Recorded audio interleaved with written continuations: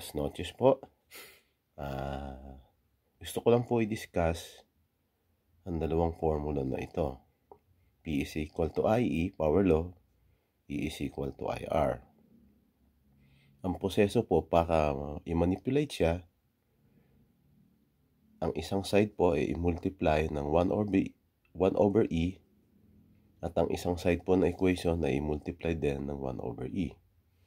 So, ganito po ang lalabas. P over E is equal to I E over E. So, makakancel po yung E over E. So, makakaderive tayo ng isang formula, I is equal to P over E. I is in current, in amperes. P is equal to power in watts. E is equal po sa voltage in volts. So, hasta luego po. At dadagdagan ko pa to. Tulad po nung nataying at saka ng Espanyol,